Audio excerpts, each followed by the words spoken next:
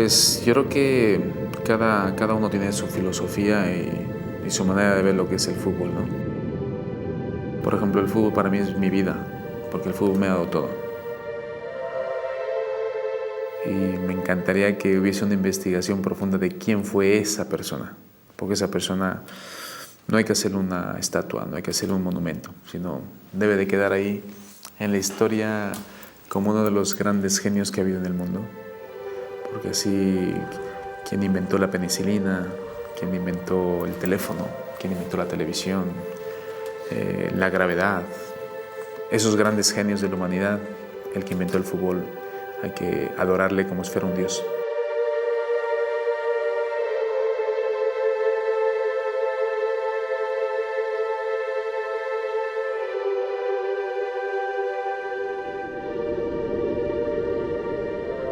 The origins of football is a history of signs and symbols, gods and games. Sports have long been the provenance of history's great civilizations, and it is through these that the game we know as football was conceived, shaped, and refined.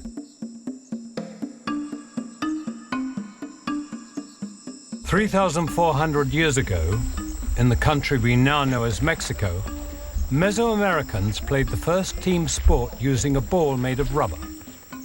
It was a game the Mayans later adopted. For them, the ball symbolized the sun, its power, its fertility, and in an act that foreshadowed football's dark and violent history, the losing captain would be sacrificed to the gods.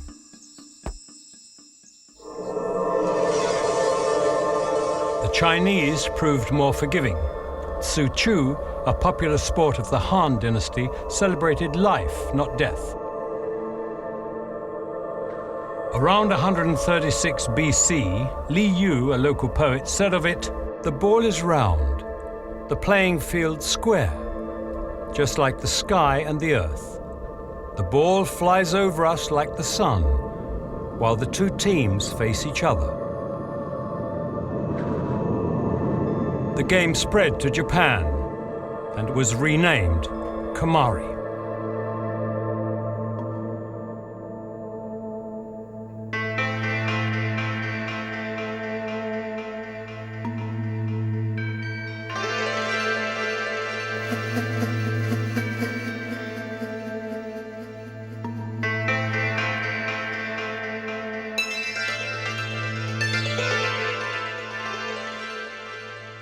今から約1400年ぐらい前に中国から仏教とかその他の文化とともに日本に入ってまいりました。それが大体起源ですね。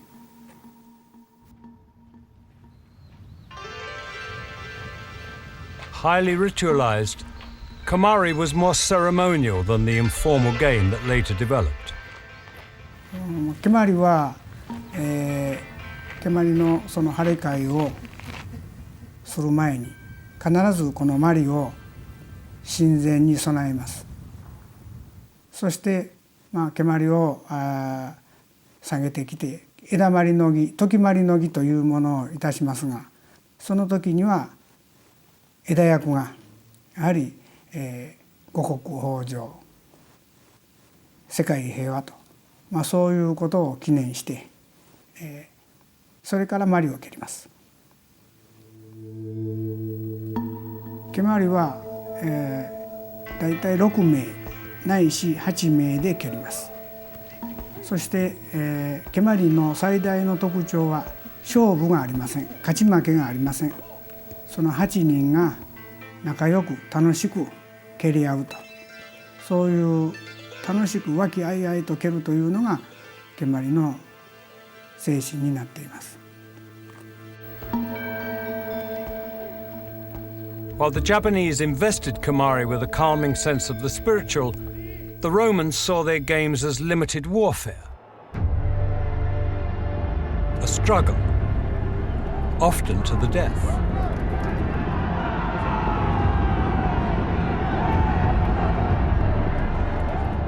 Chariot racers and their teams had their own partisan fans. They wore the colours of their team and sometimes fought with opposition supporters. But the Romans didn't play ball sports in the arenas. Instead, such games were played for exercise and military training. I legionari romani giocavano l'arpasto, che era un gioco che loro avevano conosciuto dai greci.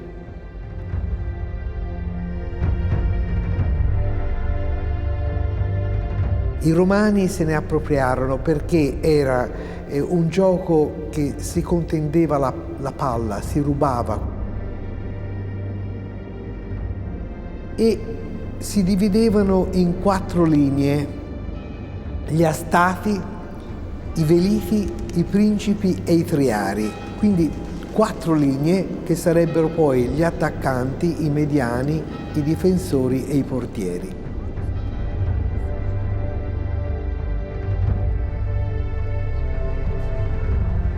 This game, so familiar tactically, would have been taken to Britain during the Roman conquest. It's debatable whether they initiated or indeed influenced the games played on the island. But what is known is that 1,000 years after the Romans left, the Britons were playing a variety of ball sports, foremost of which were the games of folk football.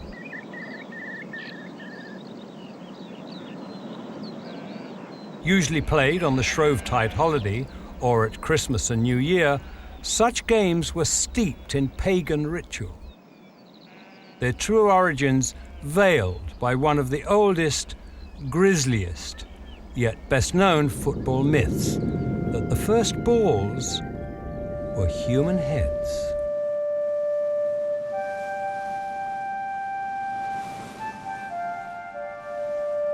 Sometimes an old custom has its origin in a source we cannot define or know, and can be looked on almost as a secretion of history. There's this old story about Tusker, a petty tyrant who oppressed the people, who bullied them, and eventually people rose up in revolt against him. He realized that the game was up, it was time to go, so he fled to the mainland of Scotland. However, a local champion decided that the thing to do was to put an end to this forever. Eventually he caught up with Tusker at the old city of Perth. He slew him in single combat and cut his head off. And the local champion tied Tusker's head to the pommel of his saddle and rode north to Orkney. And as he did, these teeth cut into his leg and eventually infected it, and he got ill and more ill, and eventually went septic. However, with his dying strength, he managed to get back to Kirkwall, and he climbed up the Mercat Cross in front of the cathedral, and there he threw the grisly head to the waiting people below to show them that their oppressor was indeed dead. He then died. And so infuriated were the people at their champion's death that they kicked around the head of Tusker in their anger and grief. The legend, whether true or not, is still enacted year in, year out by the people of Kirkwall, Scotland, making it one of the last strongholds of a game which for hundreds of years dominated Britain.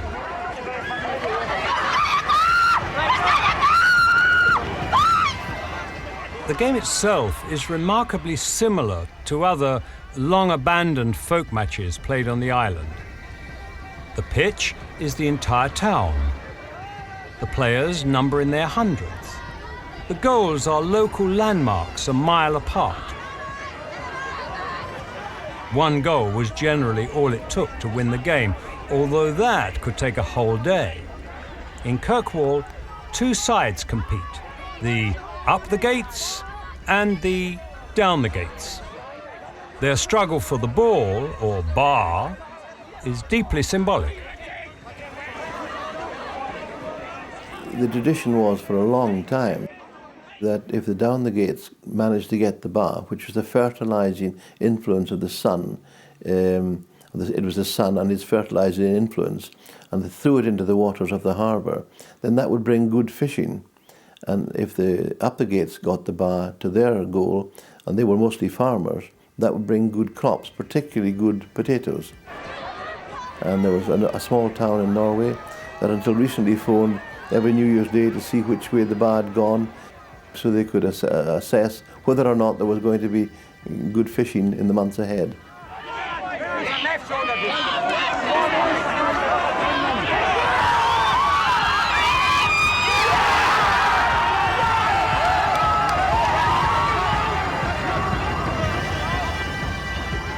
In terms of roughness, there are no rules. It's hard, it's a hard physical contest. Perhaps sometimes old scores are settled, but generally speaking, there is little gratuitous violence. For all its rough and tumble, folk football was more often than not folklore. Not so for the Calcio Historica played in Florence, Italy. Here was a game which directly acknowledged its debt to the ancient Roman game of harpastum. Questo gioco, tanto in uso fra i legionari romani, fu introdotto anche nella colonia florenzia. Con l'andar del tempo i fiorentini se ne appropriarono. Calcio's history is as rich in antiquity as any of the English folk games. Florentines proudly recall the legend of the sedio, an infamous match played in defiance of its enemies.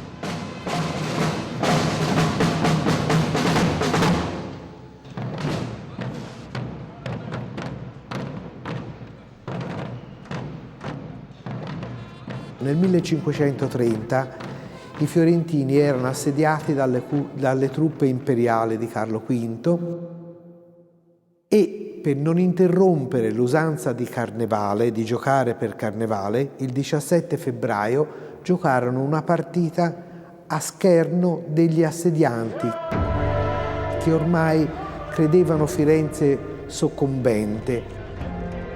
Such bravado typifies a game infused with violence. A game where men test themselves and master both their fear and their opponent.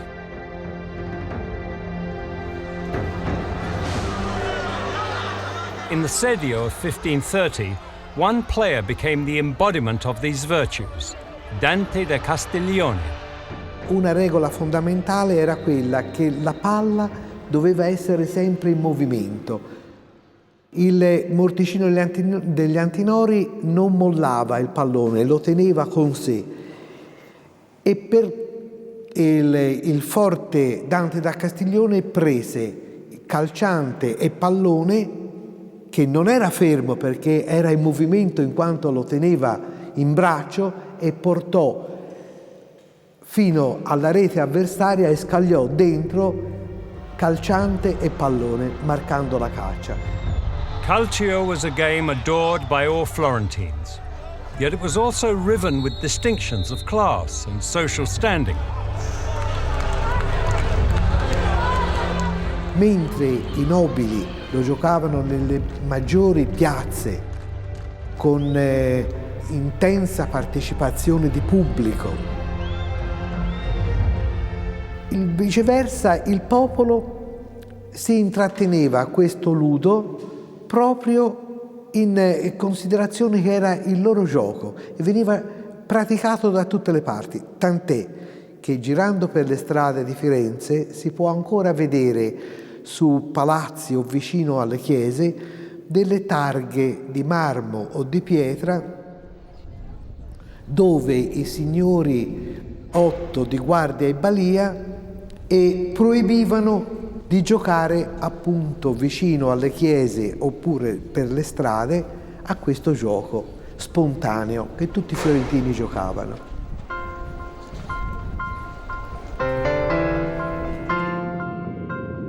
Restrictions such as these were commonplace in Britain. Shops and homes were regularly damaged as the players rampaged through towns. Many died from their wounds. You can almost write the history of the game folk game of football in terms of people trying to stop it, of local authority issuing edicts, royals issuing proclamations against it, colleges trying to stop their members playing it, because it's turbulent, because it's violent, because it poses a threat to law and order on that particular day when the games take place. As early as 1314, King Edward II banned football in London, proclaiming, "Forasmuch as there is a great noise in the city, caused by hustling over large balls, from which many evils might arise, which, God forbid, we commend and forbid such a game to be used in the city in future." Edward's descendants were equally dismissive. Henry V waged war against it, as did Henry VIII, who believed it was distracting young men from their archery. Yet neither could stop football being played. And when, in the 19th century, football finally received a fatal blow, it was not an act of man, but of machinery.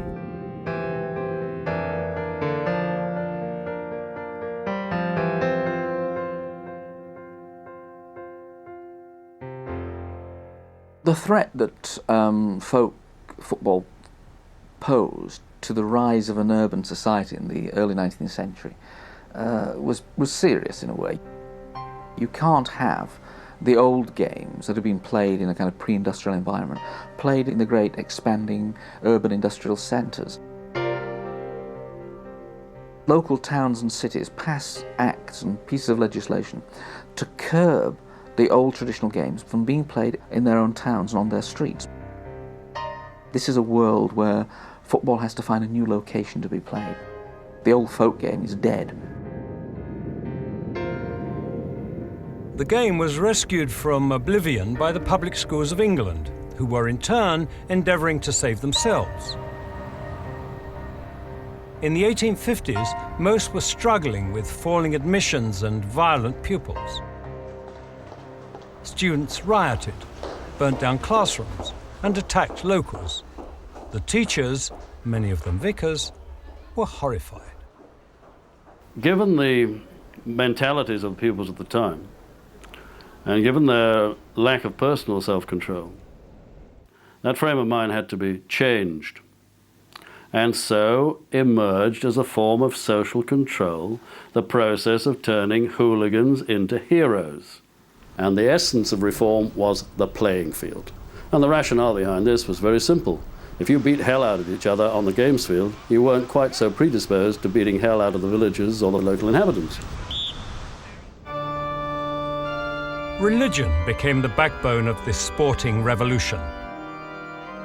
Muscular Christianity, the belief that sports were a useful aspect of religious training, taught boys that a fit body bred a fit mind, that fair play and teamwork on the playing field promoted moral fortitude.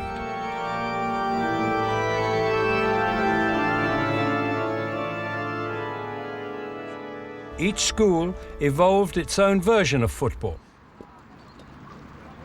Some, like Harrow, favoured a kicking game, while others, such as Rugby School, were allowed to handle, run, and hack down opponents. This rich diversity was to become the starting point for the modern game. I think the public school teams firstly kept the games going, and then probably the real significance is at the moments at which public school boys went to university together, or when they left school, left university, and wanted to carry on playing the games, and therefore needed an agreed form of the games to play, and that's what leads us into the codification of football. On the 26th of October 1863, 11 London clubs met at the Freemasons' Tavern to discuss a universal set of rules. Having agreed to call themselves the Football Association, an impasse was reached.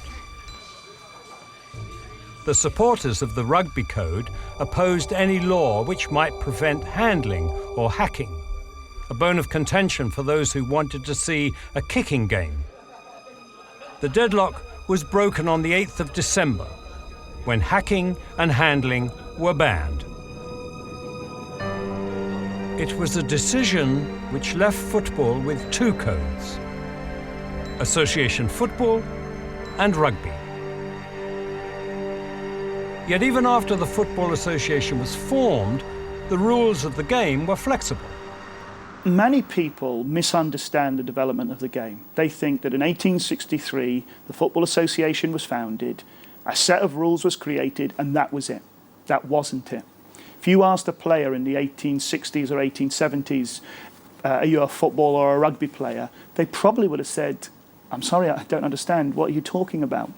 Because it was quite common for teams to play association in the first half of the game, to play rugby in the second half of the game. You agreed the rules on a match-by-match basis. You could have 10, 11, 12, 14, 16, 20, as many players as the other team agreed.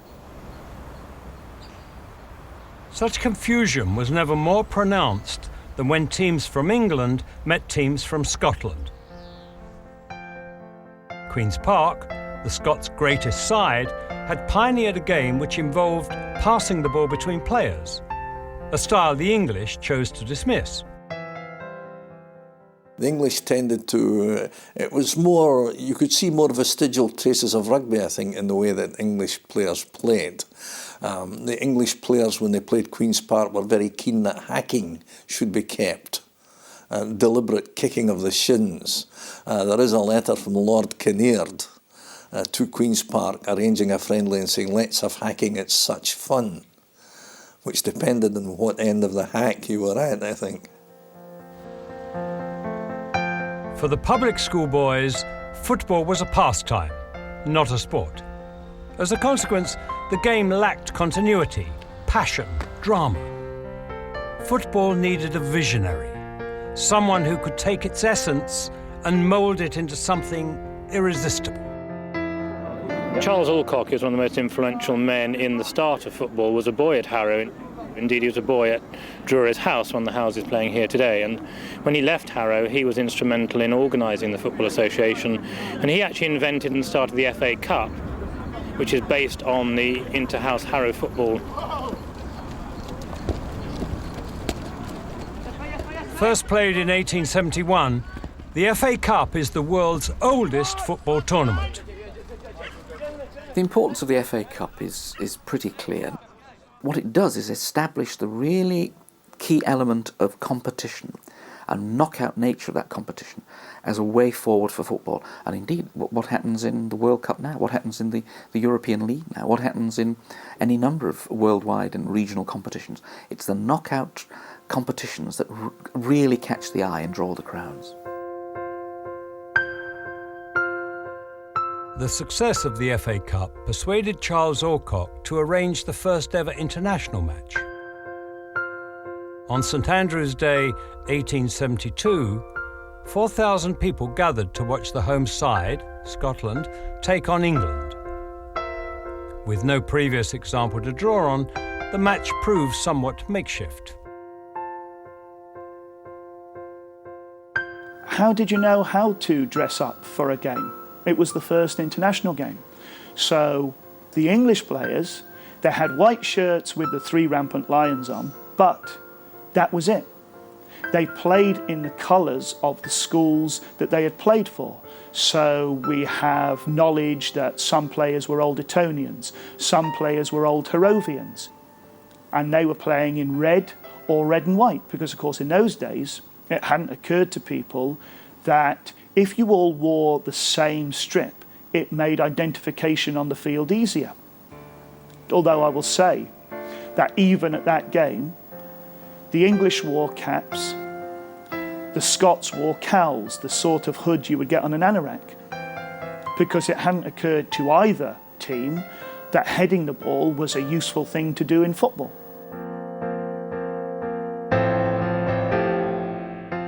England began the match with 8 attackers and dribbled with the ball.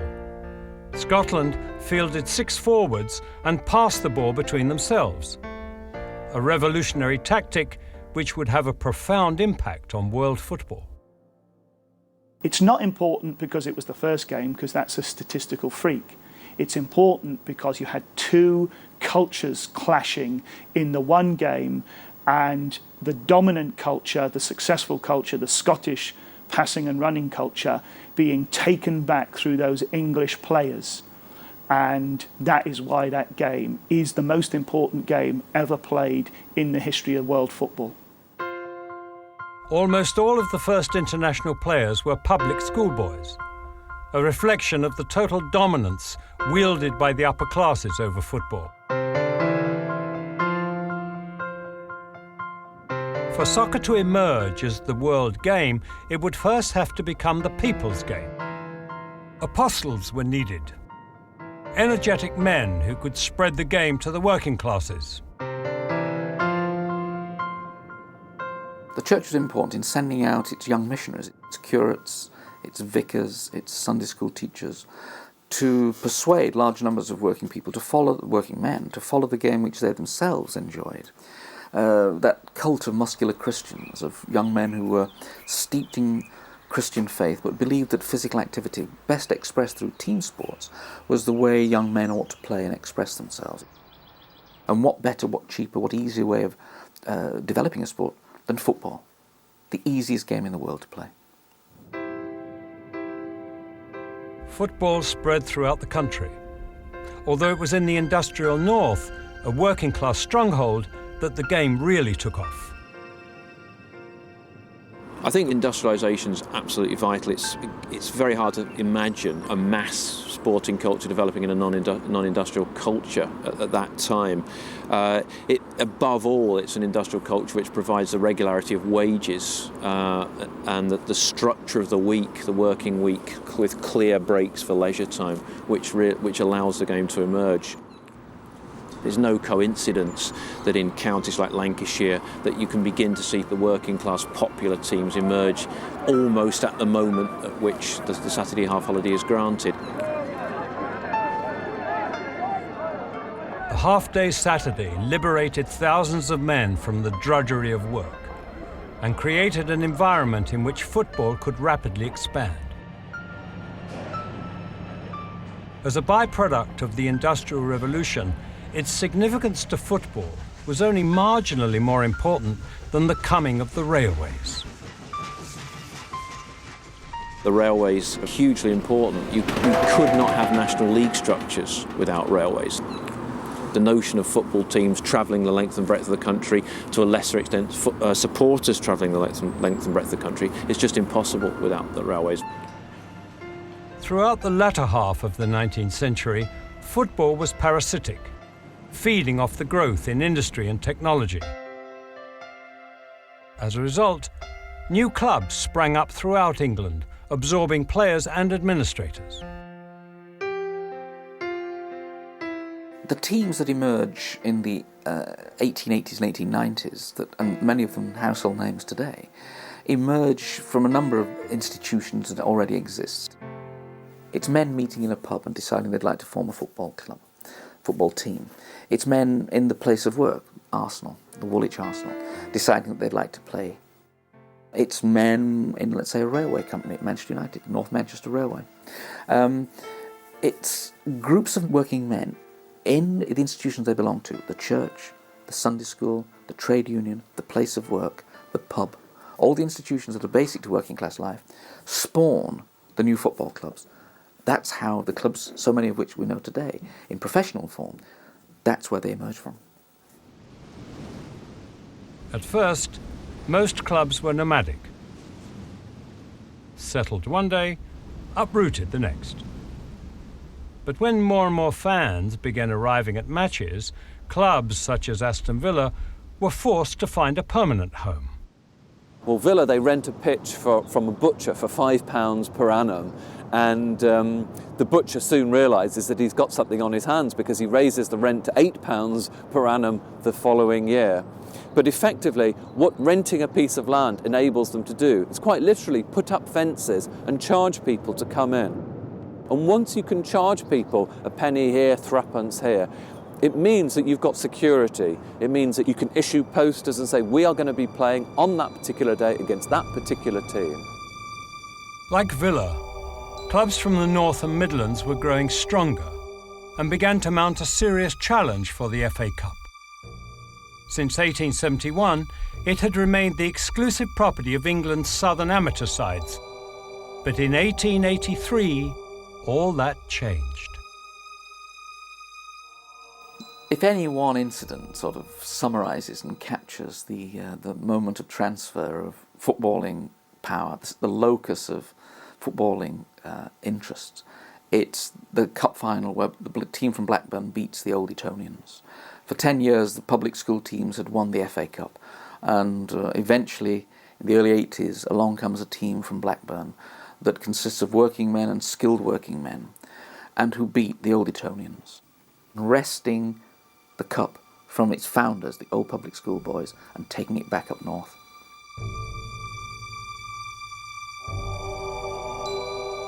This defeat may have marked the end of public school domination on the field, but off it, there was still a major battle to be fought.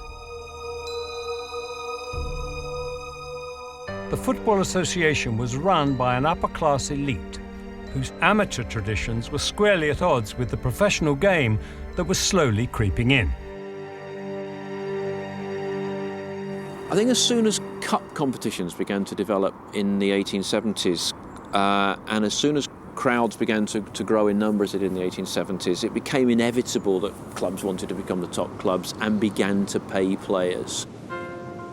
It became more and more of an issue as clubs went further afield looking for players, particularly in Lancashire, as the Lancashire clubs began to go looking to Scotland as a source of supply.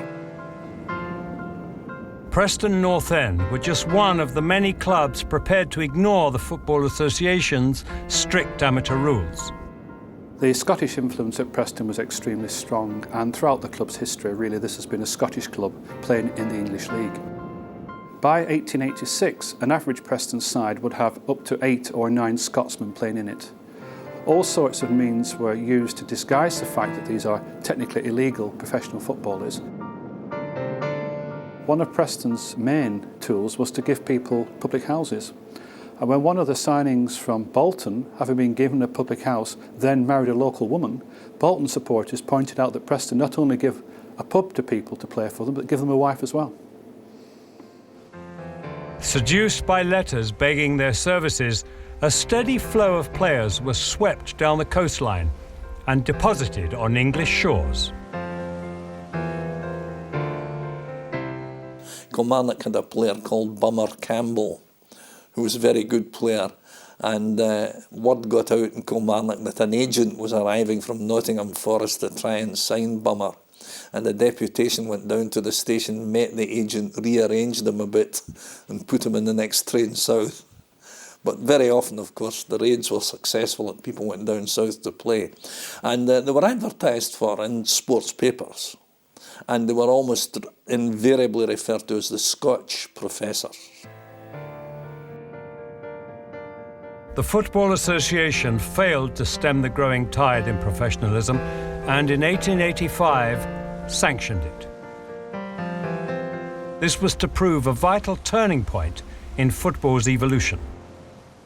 It's clear by the mid-80s that there's so many people keen to play it, and even more people willing to watch it and pay to watch it, that what the game needs is a regular cycle of play in the winter months from, September through to March, April. The Americans had perfected a similar system through baseball, I think, through a kind of a league system. And that provides the kind of template, the blueprint, for what is introduced in England in the late 1880s. And that is a league system that enables football to be played throughout the winter months, to allow the fans to go on a regular basis and still incorporate that element of competition, the win, the losing, and coming top, the champions.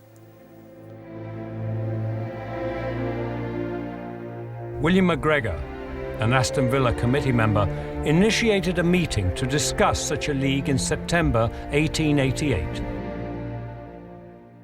Based around 12 teams from the Midlands and the North, the first matches were not entirely successful. Accrington arrived an hour late for their game with Everton, while Stoke turned up at Preston with 9 players. One missed the train, while another signed for an opposition club. Preston North End became the first league champions in the world, taking the title without losing a single game.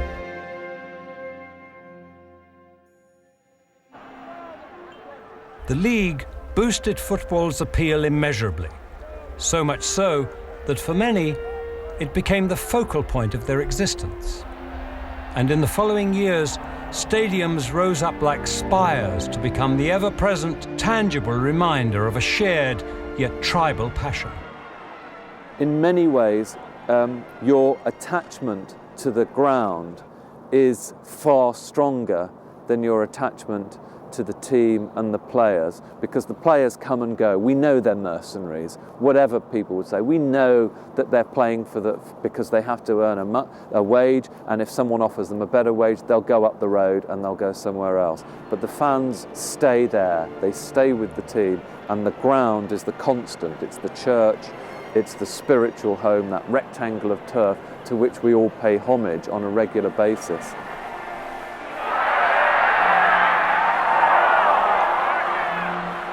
Having conquered the hearts and minds of the British, football's diaspora began in earnest.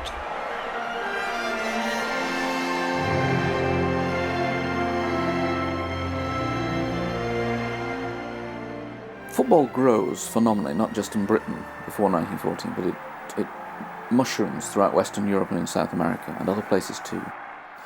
There's no doubt that the men who are committed to the game are committed to playing it wherever they go. And of course they go all over the world. British businessmen, British soldiers, British sailors, British governors, British in some kind of imperial capacity, and also just ordinary working men, tens of thousands of working men who travel, and in a curious kind of way, they also become missionaries for the game. They hadn't been at home, but once they're abroad, what they want to do, of course, is to cling to the games, the culture that they'd left behind at home. And the most important kind of secular culture that they'd attached to was football. It's a game that the British deeply influenced at all kinds of levels by 1900, but particularly by 1914. This mass exodus of skilled British labour into the new industrial heartlands established the game throughout Europe.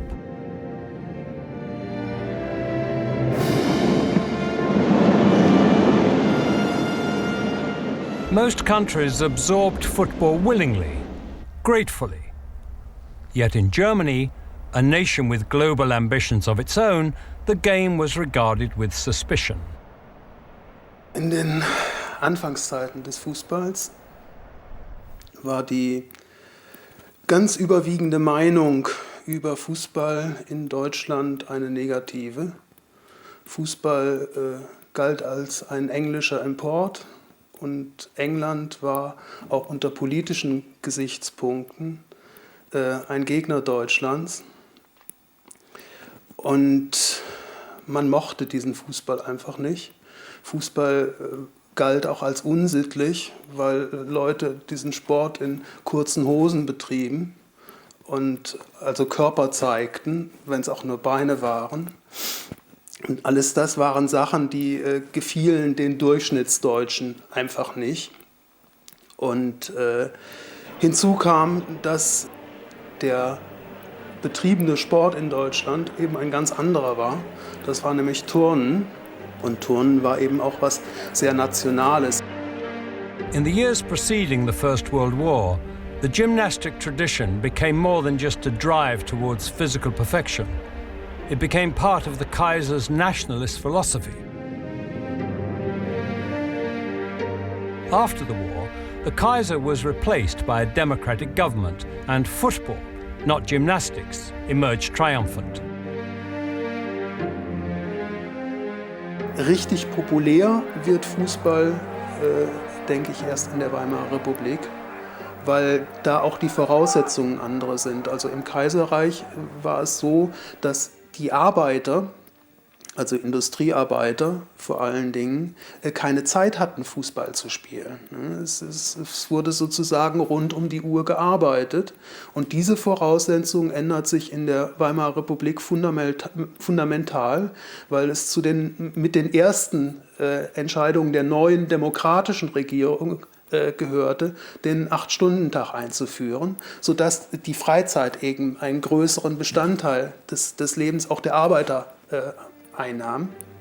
Und da gibt es dann einen Massenaufschwung des Fußballs in Deutschland, weil die Arbeiter alle in die Sportvereine strömen. Germany's reluctance to accept the game was unusual, not exceptional. Football was England's great gift to the world, yet many felt the guardians of the game were overbearing, reluctant to relinquish control of a game they had invented.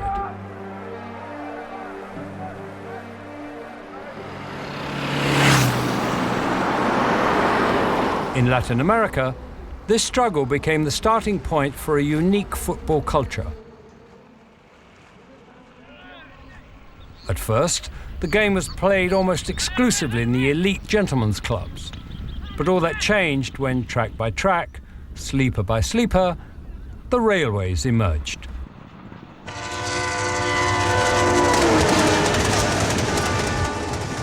Quiere decir que toda la configuración, por lo general, ¿dónde pasó el ferrocarril? Porque esos fueron, quién sabe, los inductores del fútbol en Argentina como en América, ¿no? Y verdaderamente, en el caso mío, yo soy un gran agradecido a la industria británica. Y me preguntan todo el mundo, ¿pero qué? ¿La industria británica cuál? Digo, la del fútbol. Porque gracias al fútbol, por ejemplo, podemos subsistir millones y millones de personas y de familias gracias al juego de fútbol. But the Argentines weren't always so thankful. Before the turn of the century, football existed in a vacuum. The British wielding a singular power over the game and its organization. Y el primer equipo que dominó en la Argentina, cuando se organizó el fútbol con campeonatos, era un equipo alumni de los hermanos Brown. Entonces, un equipo de origen inglés, como era el fútbol en ese momento, dominado por quienes lo trajeron. La Argentine Football Association no era Asociación de Fútbol Argentino. Sus estatutos, su reglamento, era todo en inglés.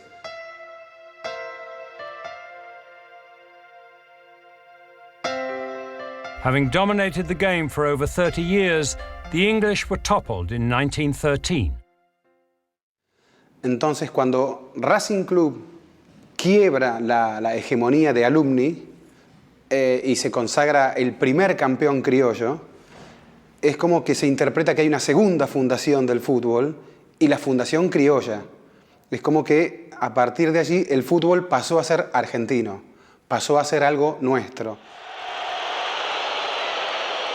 For Argentina, as elsewhere, football had become a means of expression, a shorthand for a communal sense of belonging.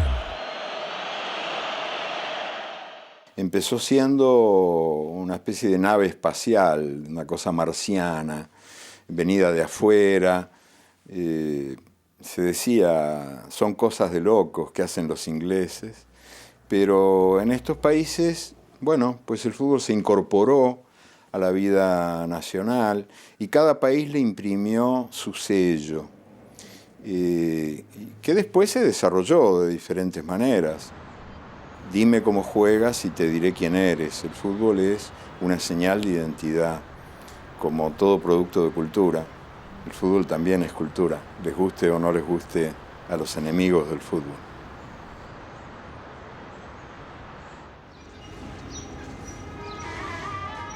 Argentina's liberation was located firmly on the playing field.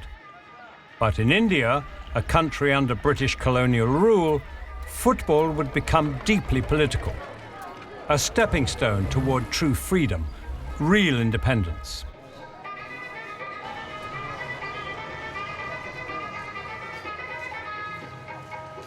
Football had been played in the country since the 1870s, when the first missionaries arrived. The priests played a very major role in popularizing football. To get people to come to church on Sunday, especially young boys, they used to teach them football. And they used to organize football all over India, and especially the missionary schools which came, whether the Irish Christian Brothers, the Jesuit Brothers, and various brotherhoods which came up and set up schools all over India. And invariably, the first game they introduced was football. And that is how the game spread to different sort of parts of India. The other reason, of course, was also the British regimental teams, and especially the soldiers, the Tommies, who used to play football as a recreation in the evenings. At first, the Indians watched patiently from the sidelines. But all that changed when Mohun Bagan were founded.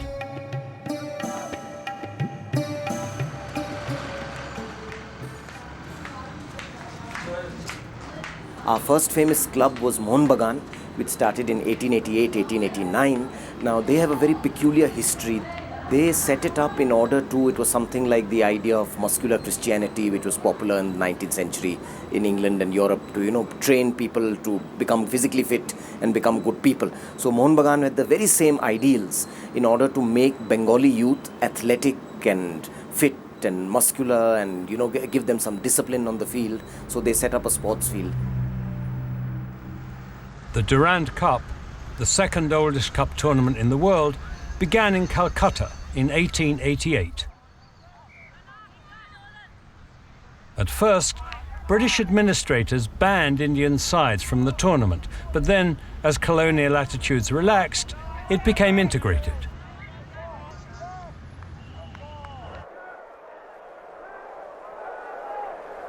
The Durand tournament in the beginning was only for British regimental teams, but football had become so popular amongst the locals.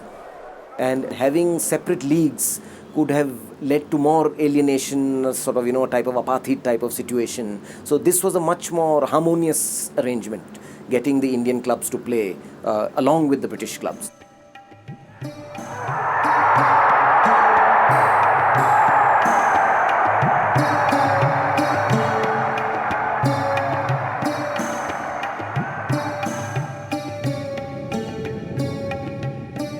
In opening the game up to the Indian sides, the British paved the way to their own downfall.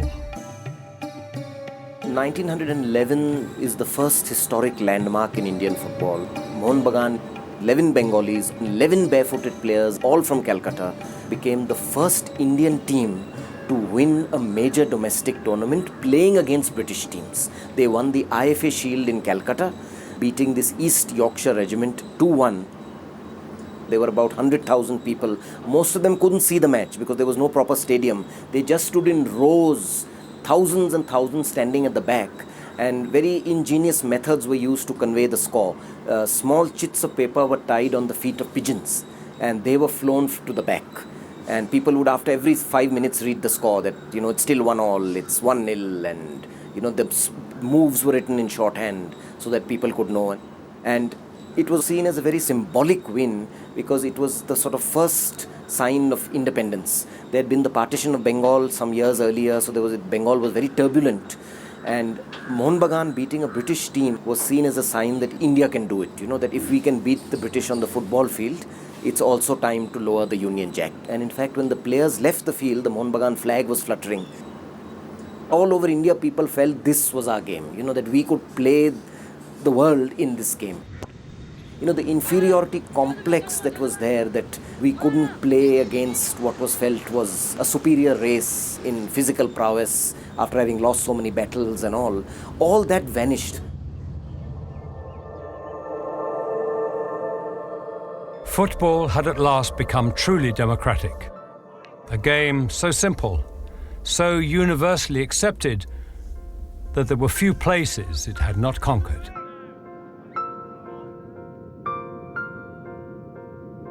The reason football becomes the global game, even before the First World War, is its basic simplicity. It just needs a ball and a couple of fellas playing it. A boy on his own can play football up against a brick wall. If you've got 2 men, they can play kicking in. If you've got 4 men, you've got 2 teams. If you've got stranded men on the Arctic floe, you can play football if you've got a football.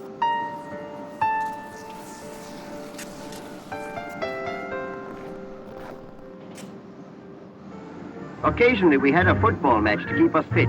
The teams coming out of the hut are first Mr. Devon, Mr. Wright. In 1910, Captain Robert Scott led an expedition to Antarctica. He was hoping to become the first man to reach the South Pole. A heroic, yet ill-fated mission.